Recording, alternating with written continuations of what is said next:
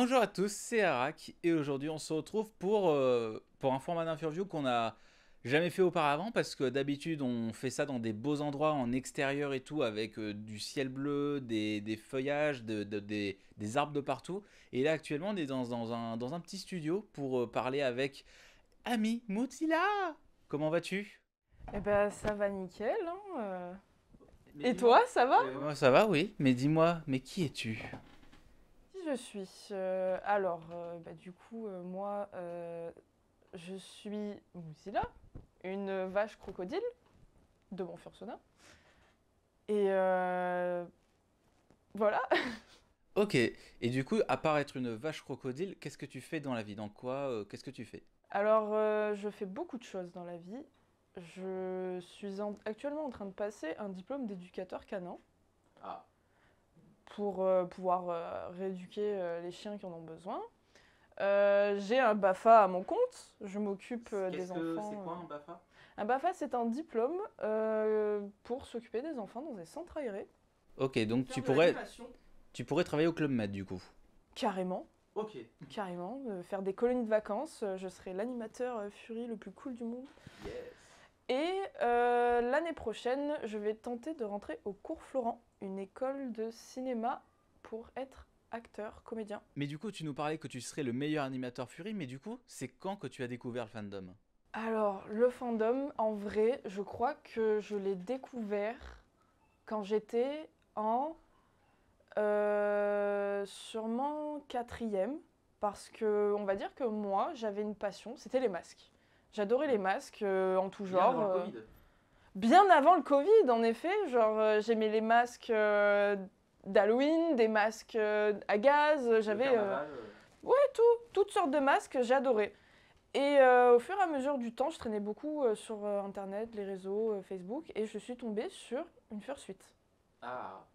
C'était. Alors, je vous avoue que je ne me rappelle plus du nom de la personne qui possédait cette fursuit, mais c'était en tout cas une fursuit de renard semi-réaliste, bleu et blanc. D'accord. Et peut-être d'autres petites couleurs, mais voilà. Et quand j'ai vu. C'était une foule, hein. Et quand Ok. j'ai vu ça, j'étais ébahie. Je me suis dit, mais waouh! C'est le summum du masque là, on passe carrément au-dessus. Ouais, et du coup, t'en as même une maintenant. J'en ai une, j'en ai plusieurs Toi- aujourd'hui. Comme si une seule ne suffisait pas, t'en as. Du coup, tu les produis toi-même ou est-ce que. Non, alors, je commençais à en produire, mais j'ai arrêté parce que c'était beaucoup trop dur, ça demandait énormément d'efforts. Et je me suis très vite rendu compte que ce n'était sûrement pas fait pour moi, malgré que j'adore en faire en loisir. Mais du coup, celle-ci, est-ce que tu peux nous en parler un petit peu? C'est Vortex, c'est un OC, donc un OC, original caractère, un personnage secondaire du coup. C'est le premier Fursona que j'ai eu dans le fandom. D'accord, donc lui ça fait. Et du coup, tu nous as pas dit, tu as dit que tu as rejoint le fandom à peu près, que tu l'as découvert en quatrième. Voilà. Donc ça fait. Je ne l'ai pas rejoint en quatrième. Ah, tu l'as rejoint quand? J'ai rejoint le fandom sûrement en seconde, quand j'ai vraiment commencé à beaucoup plus m'intéresser à l'art Fury, au Fury fandom tout simplement. J'ai commencé à chercher des groupes sur Facebook, et c'est de là où ça a commencé. On m'a expliqué, écoute, tu peux avoir un Fursona, donc c'est un personnage à ton effigie, ou un OC, donc un caractère secondaire. Il n'y a pas de limite. Et à ce moment-là, je me suis dit, mais impressionnant, je ne connaissais pas, et ça m'a tout de suite ouvert l'imagination. Et c'est de là où j'ai créé Vortex. Alors attention, Oui, un Fursona ça peut évoluer avec le temps voilà. sans aucune Le difficulté. premier Fursona, c'était Vortex. C'était une hyène tachetée, Mm. un peu punk. Et Mm. c'est tout. C'était vraiment la plus banale de toutes les On est hyènes pas- en trop. Du coup, on est passé d'une hyène à une vache crocodile. C'est ça? Ami, c'est devenu mon Fursona du coup. Ah, c'est pas les mêmes. Non, Vortex Ok. a été vraiment mon premier Fursona quand je suis rentrée dans le fandom. Donc voilà, c'était une hyène banale et je m'identifiais vraiment à cet animal. Et puis en grandissant, parce qu'on va dire que je suis rentrée, je devais avoir quoi, 17 ans. Les goûts changent, on grandit. Je me rends compte que j'ai appris de plus en plus à dessiner, donc c'était plus facile pour moi de créer plus de personnages facilement sans forcément passer par des commissions. J'avais pas à 16-17 ans, on n'a pas forcément les moyens de se payer des Oui. commissions très souvent. Est-ce que tu as très vite pris contact avec des personnes ou est-ce que tu as été longtemps resté dans ton coin isolé? Alors dès que du coup j'ai voulu découvrir le fandom, je me suis vraiment inscrite sur des groupes Facebook et j'ai commencé à poser des questions en mettant des statuts, comment on fait un fursona, comment... Est-ce qu'il y a des limites, est-ce qu'il y a des règles. Donc là, on m'a expliqué qu'il y avait des closed spaces, tout ça. Et c'est de là, à force que certaines personnes répondent à mes statuts, bah, on s'est ajouté sur Facebook et on a commencé à avoir contact. Et c'est de là, vraiment dès le début, je suis vraiment rentrée en contact avec certaines personnes qui sont toujours là autour de moi hein, aujourd'hui. Je continue à découvrir de nouvelles personnes et à me faire de nouvelles amitiés dans ce fandom. Et du coup, comment t'es venu l'idée de l'appeler Vortex? Pourquoi Yin? Est-ce que c'est quelque chose que tu t'es dit, tu t'es pas posé de questions ou alors comment t'es venu l'idée? Comment t'es venu? Pour Vortex, je crois que je jouais à un jeu vidéo et le personnage s'appelait Vortex. Et à ce moment-là, je me suis dit, bah Vortex, c'est cool. J'ai pas vu beaucoup de Fursona, OC s'appelait Vortex. Donc, go for it, je l'ai appelé Vortex. Mm. Et par contre, le design a changé au fur et à mesure des années. C'est-à-dire que quand j'étais au lycée, en seconde et puis en première, je jouais beaucoup à Fallout 4, qui est un jeu qui m'a vachement bercée. J'adore l'univers radioactif et je me suis dit, tiens, et si je rajoutais un petit peu de radioactivité à mon Fursona? Et puis Un petit peu de Tchernobyl dans le Fursona. c'est ça, tu vois, toutes les parties vertes, c'est un peu, on va dire, de la radioactivité. Et dans ce jeu Fallout, il y avait des créatures que j'aimais énormément qui s'appellent les Dead Claws. C'est quoi? Ce sont des sortes de gros reptiles avec des énormes cornes comme celle-là et des pattes énormes Dead Claws, quoi. Je sais pas comment c'est la traduction. Et je me suis dit, je vais m'inspirer du Dead Claws pour faire un vortex sans forcément que ce soit au lieu que ça change d'une hyène à un Dead Claws, je me suis dit, je vais mélanger un crocodile et une hyène et de la radioactivité et pouf, le voilà. Et du coup, tu as d'autres fursuites du coup, c'est ça? Oui, j'en ai d'autres.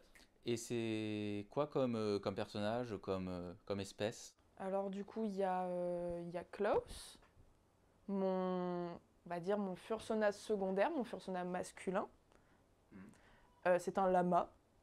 Ok. Il y a Amy Mozilla, donc Mozilla, qui est du coup maintenant mon fursona principal, celui qui me ressemble le plus. C'est une vache croisée crocodile. J'ai essayé de prendre les animaux qui me correspondent le plus, autant physiquement que mentalement. Je les ai mélangés, j'ai créé mon fursona et j'ai tout fait pour que même physiquement elle me ressemble, c'est-à-dire qu'elle ait ma coupe de cheveux, qu'elle ait mes tatouages, qu'elle ait mes vêtements. Que ça soit une extension de toi-même. Voilà. Moi, je me suis dit, parce qu'il y a certaines personnes qui se disent son fursona, ça peut être un idéal de soi ou quelque chose qu'on aimerait bien être. Et ben moi, je voulais vraiment que mon fursona, ça soit moi, mes versions animales. Donc, même couleur d'iris d'œil, même couleur de cheveux, même coupe, même tatouage, même cicatrice, voilà. Et du coup, comment, quand tu as vu qu'il y avait une communauté autour de ça, autour du Furry Fandom, du fait qu'il y ait des gens qui créent des personnages, des animaux, des renards, des hyènes, des félins, de tout ça, quand tu as vu ça, qu'est-ce que tu t'es dit quand tu as vu qu'il y avait d'autres personnes, et même qu'il y avait même des personnes qui avaient des fursuites? Quelle était ta première réaction face à ça? Je me suis dit, waouh, incroyable! C'est un univers tellement énorme. J'étais épanouie dans le fandom quand j'ai vu tout ça. Je me suis dit, il n'y a pas de limite. C'est un monde créatif énorme. Et je me suis dit, c'est incroyable que l'imagination, à ce point-là, n'ait pas de limite. Et c'est ça qui m'a tout de suite passionnée. Je me suis dit, c'est vraiment un milieu artistique super développé. C'est incroyable, vraiment. Donc du coup, tu l'as vu plutôt comme un endroit qui n'avait aucune limite, comme une prairie où tu pouvais faire tout ce que tu voulais. Exactement. Je sais qu'il y a des règles, par exemple, pour des closed spaces. Comme les protogènes, primagènes. Primagène, Dutch Angel Dragon fait par Ino. Après, voilà, quand c'est des closed spaces comme ça, quand je dis il n'y a pas de limite, il faut les respecter quand même. C'est pas ce que je dis, mais par exemple, si demain j'ai envie de me créer une hyène croisée éléphant, croisée dragon, suivi de griffon, personne m'en empêche. Même s'il est moche, personne m'empêche de le montrer, quoi. Et du coup, ça fait combien de temps que tu es dans le fandom? Parce que tu me dis que ça fait à peu près depuis ta seconde première. Voilà, Et là, aujourd'hui, ça fait combien de temps? alors, il il faut que je compte avec mes doigts du coup. Donc moi j'ai commencé en seconde, première, terminale. Ça fait à peu près 5 ans que j'y suis. Du coup, ça fait environ 5 ans que tu es dans le fandom, et du coup, qu'est-ce que tu en penses aujourd'hui du fandom? Du coup, comment tu le vois aujourd'hui? Comment tu pourrais le décrire à quelqu'un? Euh, Ce que je pourrais décrire à quelqu'un, c'est que le fandom, c'est un endroit vraiment super créatif, comme je le répète à chaque fois. C'est un endroit où on peut vraiment s'exprimer, je pense, dans tous les niveaux. Moi, par exemple, vu que j'ai plusieurs fursuites, c'est pour exprimer plusieurs personnalités que je pourrais avoir de certains caractères. Par exemple, lui, bah, il est méchant, il aime bien bully certaines personnes. J'ai une fursuite qui s'appelle Démonie, qui est un petit Valkuma, une espèce que j'ai créée. C'est quoi, à peu près? Ça ressemble à un petit husky dragon. Ok. Et ça a des couleurs en général qui sont très sur le thème arctique, aurore boréale. Donc Démonie, elle est de couleur rose, blanche, bleue. Donc c'est très mignon. Donc du coup, si je résume bien, pour toi, le fandom, c'est une prairie où tu peux faire, enfin, où tu as une créativité presque illimitée, où ta seule limite, c'est toi-même. Tu peux t'instruire auprès des autres pour apprendre de nouvelles choses. Par exemple, certains peuvent apprendre à dessiner, à faire des fursuites, à faire de la musique même. Il y a par exemple des gens qui en font dans le fandom. Et du coup, c'est le fait de pouvoir même si même s'il n'y a pas toujours de bons côtés, mais la plupart du temps, on arrive quand même à s'en sortir avec les bonnes personnes, pour acquérir du savoir, pour acquérir le fait, par exemple, de savoir dessiner ou de savoir créer des fursuites. Après, il n'y a pas que les fursuites ou le dessin, comme on disait tout à l'heure, mais il y a aussi une autre partie. euh, Par exemple, les conventions, même les conventions, les mythes. Est-ce que tu en as déjà fait? Alors, on parle là de Convention Fury. Convention Fury ou convention manga où il y a plein Parce que du coup, moi, j'ai commencé avec les conventions manga, vu que quand je suis rentrée dans le fandom, j'étais mineure et que les conventions Fury sont interdites aux mineurs. Non. À une époque, non. La FBL était autorisée jusqu'à la FBL 6. C'était une petite convention, c'était autorisé. Moi, je trouve que ça ne devrait pas l'être. Ah, Non. ok. Ça peut être dangereux. Enfin, ce sont des mineurs. Ça peut être dangereux, je trouve. Il y a de l'alcool, il y a de la drogue, il y a du sexe. Attention, censurez ma bouche. Parlons des sujets sensibles. Oui, Les sujets sensibles.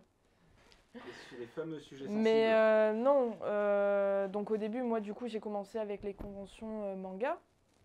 J'habitais à l'époque à Marseille, donc j'étais un peu autour. Donc moi, j'ai commencé les conventions du coup manga parce que j'étais mineure, donc c'était à Marseille et aux alentours. Donc à l'époque, j'avais ma première fursuite, que je ne possède plus d'ailleurs aujourd'hui, que j'ai vendue. C'était un skull, un loup, avec un crâne de loup en fait. Il n'avait juste pas la peau, il était gris avec une crête bleue et il s'appelait Tate.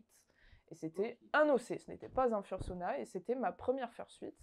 Et j'ai commencé les conventions manga avec cette fursuite. Et puis petit à petit, j'ai découvert les conventions Fury, donc tout ce qui est américain, donc Anthrocon, Midwest Furfest, Fury Fiesta Weekend, enfin bref, j'en passe, il y en a énormément. Et puis j'ai découvert l'Eurofurence, qui est à Berlin en Allemagne. Oui, la plus grosse convention Fury d'Europe.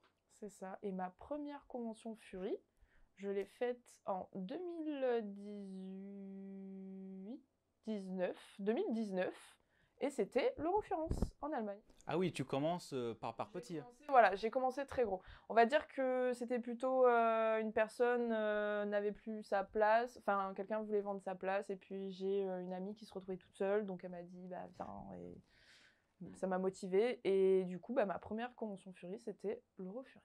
C'est cool ça, c'est nice. C'était excellent. Alors par contre, je pose une question. Est-ce que aller à l'Eurofurence, qui est quand même en Allemagne, qui est un autre pays, enfin après je sais pas niveau langue ce que tu parles, mais de participer à une convention dans un pays qui parle pas ta langue, est-ce que ça a été compliqué? Alors oui et non. C'est-à-dire que enfin moi je considère que j'ai un bon niveau en anglais. C'est juste que je le pratiquais pas dans la vie de tous les jours, vu que je vis en France et que je travaille pas forcément avec des langues étrangères. C'était un peu compliqué au niveau de l'accent et même de la compréhension de parler anglais. Moi, quand il y a des sous-titres, je comprends, mais sinon, c'est vrai qu'à l'oral, j'avais un peu du mal. Mais avec de la pratique, vu que ça dure une semaine, le F, on s'habitue très vite à D'accord. parler. Et même à mon retour en France, je me rappelle, j'étais partie acheter dans une station-service please. un coca et un sandwich. Et à la fin, je finis par parler anglais avec la caissière, alors qu'en sortant, je me suis dit, mais tu es en France, parle français. Donc on prend vite l'habitude. Même si tu ne parles pas anglais, ou allemand pour le coup, c'est tout à fait faisable. Les gens sont très gentils, ils prennent le temps d'essayer de te comprendre. Tu peux te faire comprendre avec... on a plein d'outils, on a les téléphones, les traductions. Tu peux tout à fait prendre un max de fun sans forcément pouvoir parler anglais, hein, au final, ou allemand. Alors le truc, c'est qu'il faut savoir que le F, il n'y a pas que des Allemands, il n'y a pas que des Français, il n'y a pas que des... En fait, c'est tout le monde. À l'EF, j'ai même vu des Australiens. J'ai parlé avec des Australiens. Et perso, si on compare le tout, je vous avoue que j'ai beaucoup plus traîné avec des étrangers, donc américains, anglais, allemands, qu'avec les furies français. Malgré que j'avais mes petits potes furies français où on était souvent, d'ailleurs on mangeait souvent ensemble ou quoi. Mais c'est vrai que quand je faisais les afters, les room parties, c'était pas les room parties des Français, c'était les room parties soit d'Allemands, soit d'Américains, anglais. Big up à Enigma. Je pense que tu verras jamais ça parce que tu es anglais. Mais tu as été mon coup de cœur de l'EF. Bisous. Voilà. Et du coup, vu que tu as participé à l'EF, tu as juste participé à l'EF ou tu as participé également à d'autres conventions? Alors, j'ai participé à l'EF, j'ai participé à la FBL en 2019. La FBL, donc du coup, qui était celle avec la transition du changement d'hôtel? Oui, voilà, donc j'étais, je crois que c'était la 9. Celle de l'année dernière, c'était la 10? Non, celle de cette année, c'est la 10. C'est l'année dernière qui est la 9. Ok, donc j'ai fait la 8 et la 9 alors. Et du coup, vu que tu as fait ces conventions-là, est-ce que, à tout hasard, ça t'a donné envie, comme par exemple, j'ai pu en parler avec certains, par exemple Foxit, qui lui prévoit de faire une assos pour Bordeaux, nous avec Fury Gourdin, et même Entre Sud, qui existe par exemple côté plutôt Nîmes, Montpellier, Marseille. Oui. Est-ce que toi, tu as des envies de créer le même sentiment que toi, tu as pu ressentir en convention à d'autres personnes?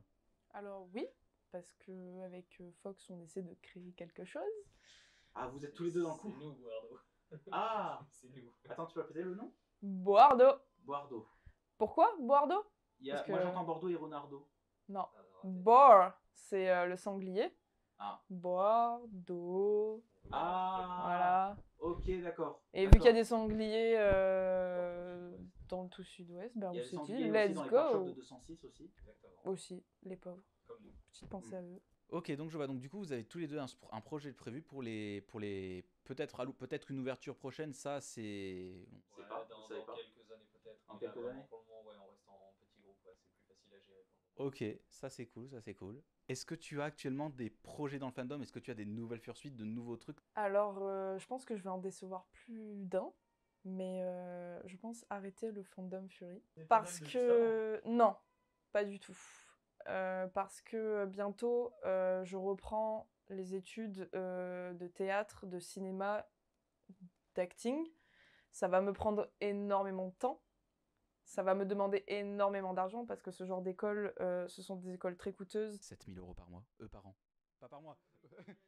7 000 € par an et j'ai 3 ans à faire. Et que malgré beaucoup de commentaires de gens qui disent que je suis riche parce que j'ai plusieurs fursuites, non, ce n'est pas le cas. Je vis des aides de l'État, voilà. Je pense finalement... Le chômage. Chômage? Non, encore moins que ça, le RSA. Donc je pense au final sûrement forte chance de vendre mes fursuites. Ça ne me plaît pas du tout. C'est un choix qui m'arrache le cœur. Mais si je veux pouvoir réussir à payer mes études et réaliser mon rêve de pouvoir... Le plus important, c'est d'aller au bout du tunnel. Ouais.